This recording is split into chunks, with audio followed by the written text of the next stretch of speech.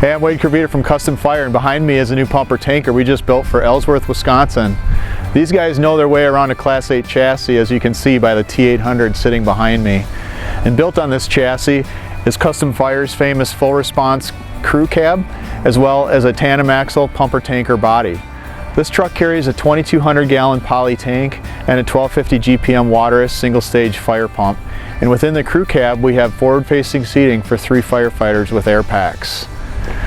The front bumper on this truck features double crosslays, each carrying 200 feet of 1 3/4 hose, and on the opposite end of the truck is a Newton stainless steel swivel dump chute. You can see here that the T800 makes a nice environment for the driver and officer. The officer has an air pack seat, and there's quite a bit of leg room up ahead of me here. In the center, because the Kenworth and Peterbilt cabs are a little bit narrower than the Freightliner and International, we have to make a narrower center console, but we still have plenty of room for their rear view camera, radio, electric siren, pump shift, and the variety of rocker switches for the seam lighting and warning lights. We also have the seatbelt display, USB plug-in, and a couple binder pockets. The front dash is just, it's a commercial chassis, so it has a very nice automotive layout, easy to use and identify controls. And certainly a big block Cummins under the hood helps move this thing down the road.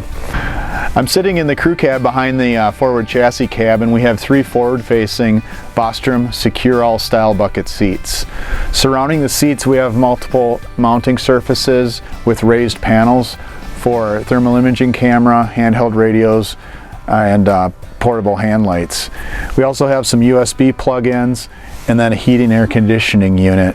This crew cab is 100 inches wide, which results in a 96-inch interior width.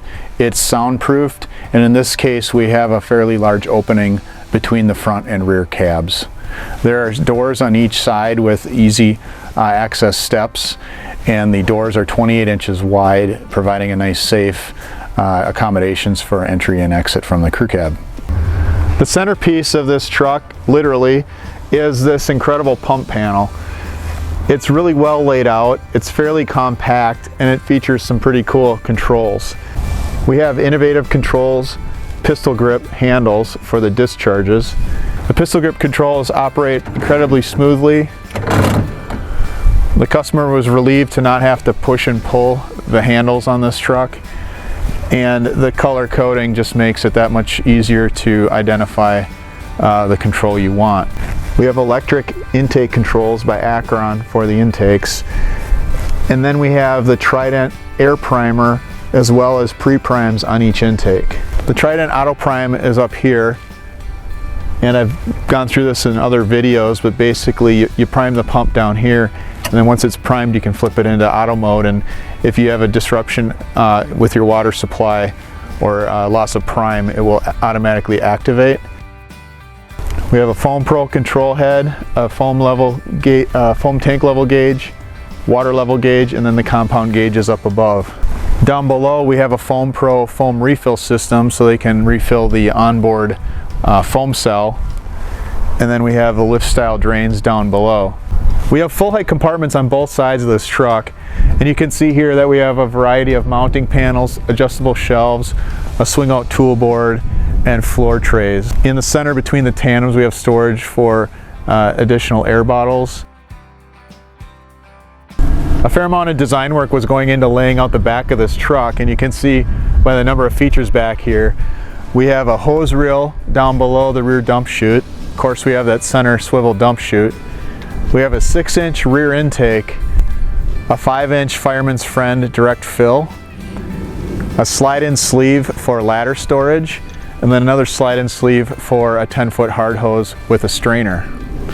And then on each side we have our swing-out drop-down ladders, and the pivot points have been raised so that the dump chute can swing and extend below the ladders when they're nested. You can see here with the ladders down we have nice access from the tailboard. The swivel dump is allowed to swing either way or to the rear center, and then we have 24-foot 2-section and a 14-foot roof ladder sliding in the back along with the attic and pike poles. And then up above we have a fairly deep hose bed with numerous dividers And then we have a cubby with kind of a raised floor for a pre-connected blitz attack. This side of the truck is similar to the other side, just with a little change up with some of the storage options.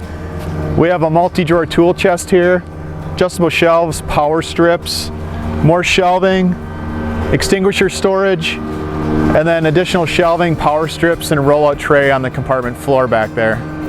The firefighters on the Ellsworth Fire Department are a passionate group. They were excited to use a T800 on the build out of this truck. They provided a lot of the extra bling you see behind me, which we installed at the factory. And then they were very involved in the overall design of the truck. From their name laser cut in the exhaust stacks to the radius contours on the crew cabin body for that extra streamlined appearance. These guys put a lot of passion, time and energy into serving their community and providing a safe living environment for their citizens. And we love to return that gesture by providing these little design elements and the overall care that we put into designing these trucks. If you're in the market for a new fire apparatus, we'd love to hear from you at CustomFIRE.com. Thanks for watching.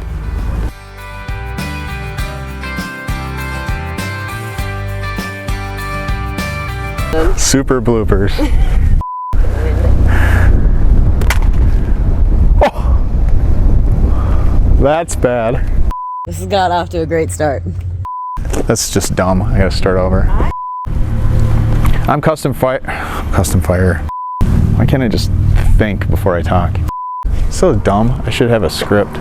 3 secure all bucket seats for, all right.